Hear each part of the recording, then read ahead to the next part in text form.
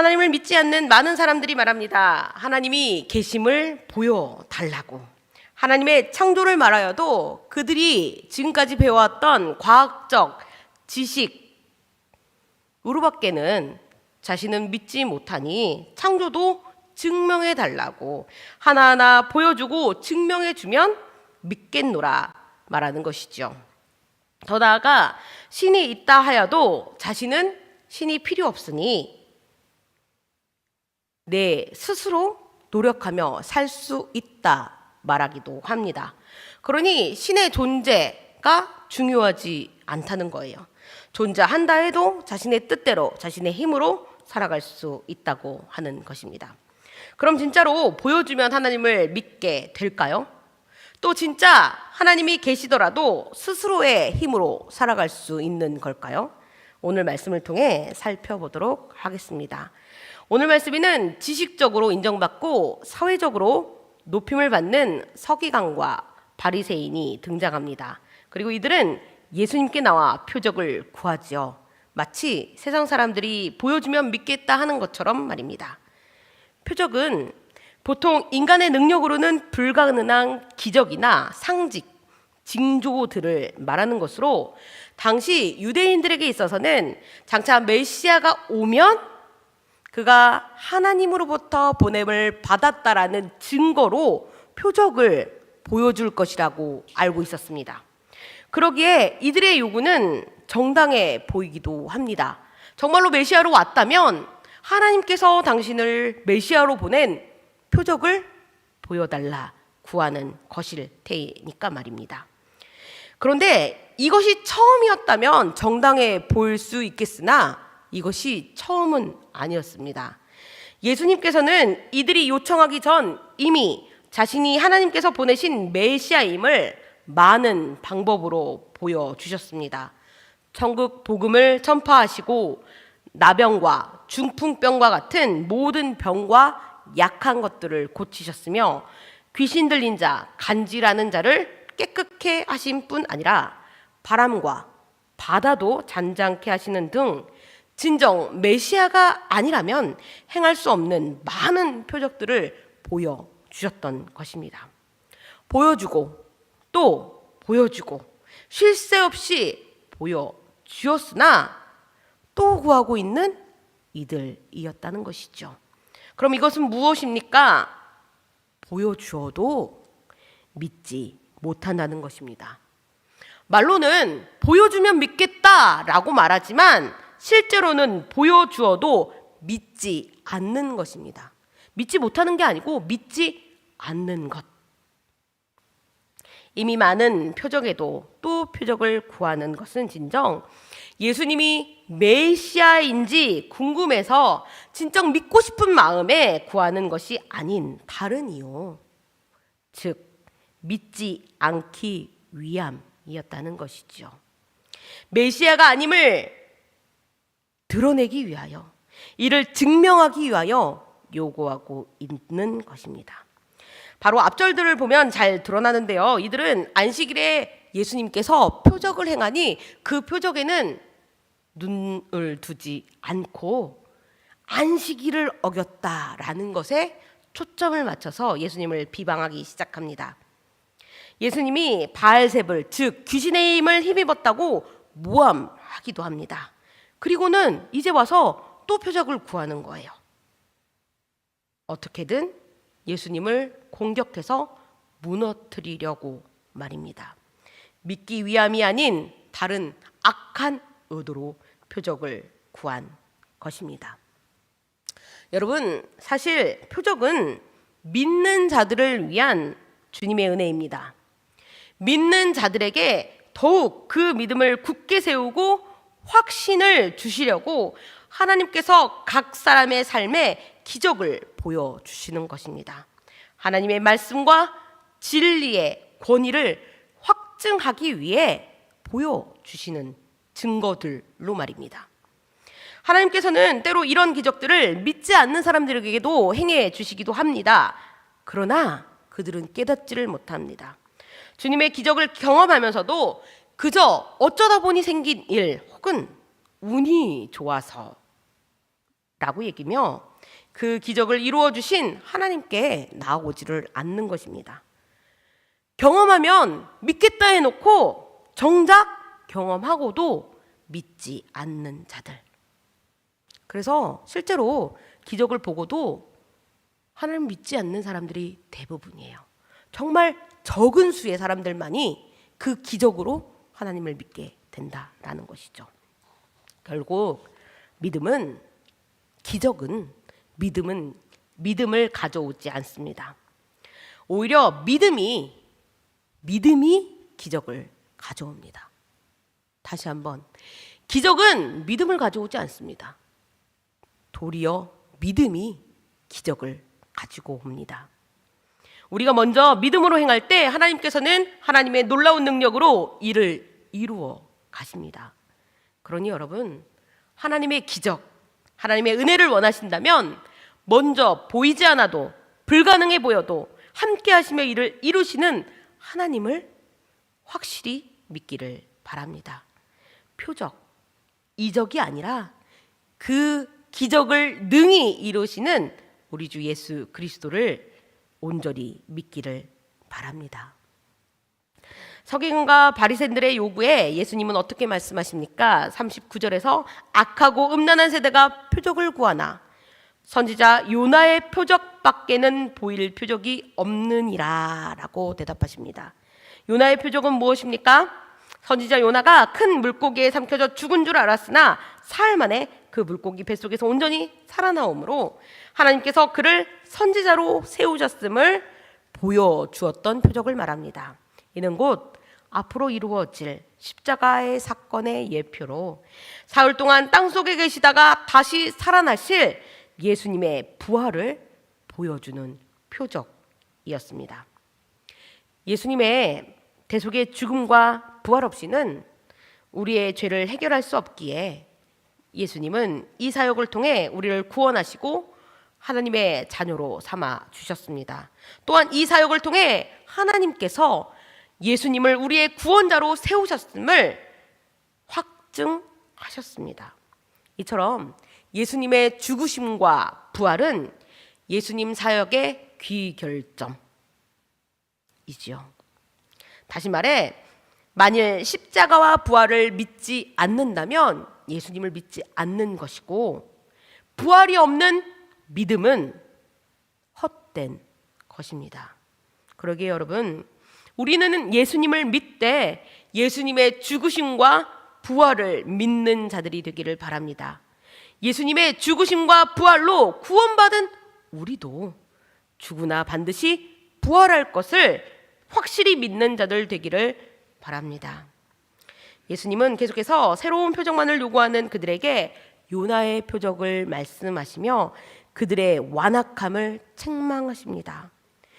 요나의 회개로 니느웨는 회개하였으나 요나보다 더 크신 예수님이 말씀하셨음에도 회개하지 않는 이 시대의 사람들에게 그들이 얼마나 악한가를 드러내시며 그들에게 정죄할 것임을 말씀하시는 것이죠. 또한 솔로몬 왕이 깨달은 온갖 진리의 말씀을 듣기 위하여 땅끝에서 온 남방 여왕이 있었는데 솔로몬보다 더 큰 이가 여기 계심에도 불구하고 예수님의 진리의 말씀은 들으려 하지 않고 도리어 비방하는 이 세대의 완악함을 드러내며 그들에게는 심판이 있을 것임을 선포하신 것입니다. 여기서 심판에 등장하는 자들은 니느웨 사람들과 남방 여인입니다. 이들은 이방인들이죠. 그럼에도 이방인들이 누구를 정죄한다는 것입니까? 자신들이 하나님의 백성이라고 그렇게도 자만하는 유대인들, 이스라엘 사람들을 정죄한다는 거예요. 어떻게 이방인이 유대인들을 정죄할 수 있습니까? 그 이유는 단 한 가지. 니느웨 사람들이 했던 것 같은 철저한 회개, 그리고 남방 여인이 가졌던 말씀에 대한 사모함, 그것이 이유가 되어 이 사람들, 정말 복음에서는 멀리 있었던 이방인들이 도리어 하나님의 증인이 되어 하나님이 백성이라고 자만하던 이스라엘에게 심판을 선포하는, 정죄하는 그런 자리에 앉게 된다라는 것이죠. 여러분, 우리는 성경을 통해 많이 듣습니다. 먼저 된 자로 나중되고 나중된 자로 먼저 된다. 이 말씀을 기억하기를 바랍니다. 예전의 믿음, 그것이 아닌 지금 나의 믿음이 어떠한지 살펴보며 몇째째 계속해야진 신앙의 가정보다 더 중요한 것, 나로부터 시작하여서 내 후대에 계속되어질 믿음의 가정이 되기를 위해 최선을 다하시는 분들이 되기를 바랍니다. 그래서 최후 심판의 날에 주님께 택함 받은 우리들, 우리의 가정과 후손들이 되기를 간절히 바랍니다. 자만하던 유대인들에게 예수님은 이렇게 말씀하시지요. 43절부터 45절의 말씀, 더러운 귀신의 비유를 들려주시는 거예요. 43절부터 45절에 있는 말씀 우리 함께 읽어보도록 하겠습니다. 더러운 귀신이 사람에게서 나갔을 때 물 없는 곳으로 다니며 쉬기를 구하되 쉴 곳을 얻지 못하고 이에 이르되 내가 나온 내 집으로 돌아가리라 하고 와 보니 그 집이 비고 청소되고 수리되었거늘 이에 가서 저보다 더 악한 귀신 7을 데리고 들어가서 거하니 그 사람의 낮은 형편이 전보다 더욱 심하게 되느니라. 이 악한 세대가 또한 이렇게 되리라. 아멘. 당시 유대인들의 심각한 영적 상태를 지적하시며 당시 유대인들이 마치 7귀신이 들어가 거하는 것처럼 심각한 상태임을 예수님이 말씀하신 내용입니다. 이 내용을 좀 자세히 살펴보면 그 시작은 이렇습니다. 먼저 더러운 귀신이 그 사람에게 있었으나 예수님의 말씀과 사역으로 귀신은 나가게 됩니다. 귀신이 나갔다는 것은 그 삶이 회복되어졌음을 의미하지요. 그 안에 악하고 더러운 것들이 제하여져서 다시 하나님의 형상으로 돌아오게 된 것입니다. 회개와 말씀으로 불안과 우울을 날려버리고 기쁨과 감사로 살아가게 된 것입니다. 그러나 이는 오래가지를 못하지요. 왜냐하면 나갔던 귀신이 쉴 곳을 찾지 못했기 때문입니다. 물 없는 광야와 같은 곳을 돌아다녀 봤자 쉬지를 못합니다. 왜냐하면 귀신이 추구하는 휴식이란, 그가 추구하는 만족이란 부정하고 악한 욕망이기 때문에 아무것도 살아있지 않는 광야에서는 그런 욕망을 채울 수가 없는 거예요. 그 부정한 것을 충족시킬 수가 없는 거예요. 그러기에 그것을 충족시켜줄 만한 것을 찾아 다시 돌아다닙니다. 죽어있는 사물에서는 찾을 수가 없죠. 그래서 살아있는 사람을 다시 보기 시작합니다. 그리고 가서 보니 그곳이 비어있는 거예요. 청소되고 수리되어 있는 거예요. 우리 한글 성경 글자 그대로 보면 그 사람의 마음이 회복된 후에 계속해서 깨끗한 마음으로 있었던 것처럼 보입니다. 계속해서 자기의 마음을 정결한 마음으로 스스로를 갈고 닦은 것처럼 보입니다. 그런데 원어 성경으로 보면 조금 의미가 달라져요. 44절에서 귀신이 사람에게로 다시 돌아와서 보니 할 때 이 보다라는 단어가 일반적으로 우리의 눈으로 보는 이 단어가 아닌 거예요. 단어가 어떤 단어냐면 휴리스코라는 단어를 쓰는데 이거는 발견하다, 얻다라는 의미를 가지고 있습니다. 무슨 말이냐면 귀신이 그 사람의 마음으로 돌아가서 보니 발견하게 된 거예요. 그 사람 마음에 가서 보니 얻게 된 거예요. 무엇을? 자기가 그토록 찾아 헤매던 그 휴식을요.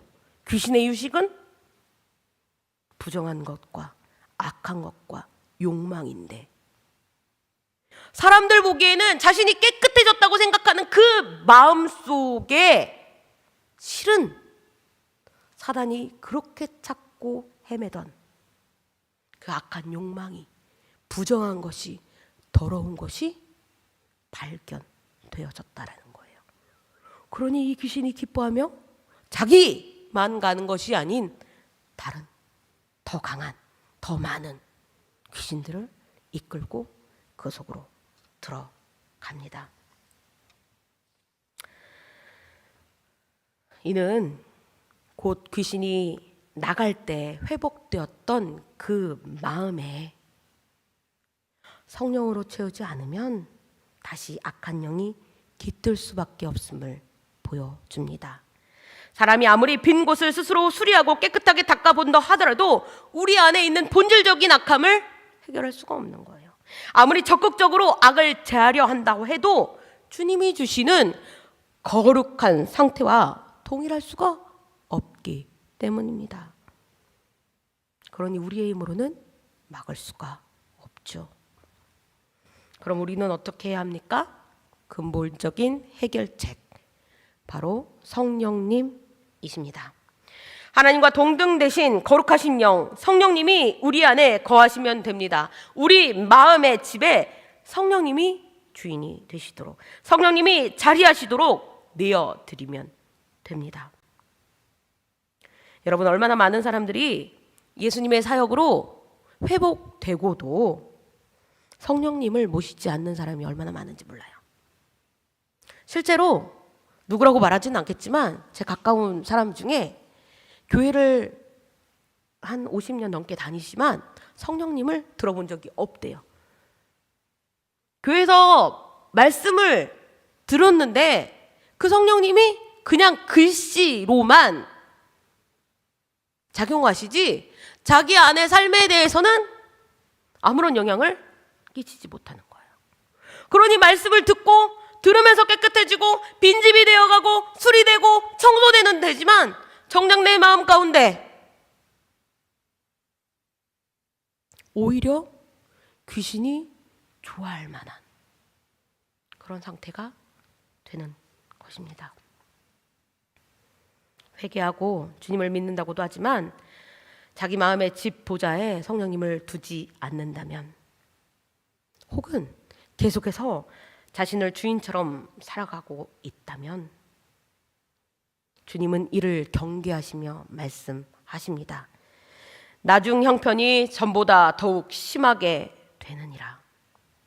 악한 세대가 되어갈수록 이렇게 될 것이다. 악한 시대가 되어갈수록 스스로 하겠다, 스스로 할 수 있다, 하나님 없이도, 예수님 없이도, 성령님 없이도 신앙생활하는 사람들, 마치 서기관과 바리새인과 같은 사람들이 많아질 것이다. 예수님 말씀하세요. 여러분, 우리 마음에 청소하는 것도 중요하지만 그곳에 무엇을 채우느냐가 더 중요합니다. 우리 안에 성령님이 아니면 악한 것으로 채워질 수밖에 없습니다. 그러기에 여러분, 우리 안에 예수님으로 가득 채워지길, 우리 안에 성령님으로 가득 채워지기를 간절히 바랍니다. 어느새 성령님을 한쪽으로 밀어두는 것이 아니라 진정 주인으로 성령님이 좌정하시도록, 성령님이 주인으로 살아가도록, 그렇게 오늘도 살아가는 저와 여러분들 되기를 간절히 소원합니다.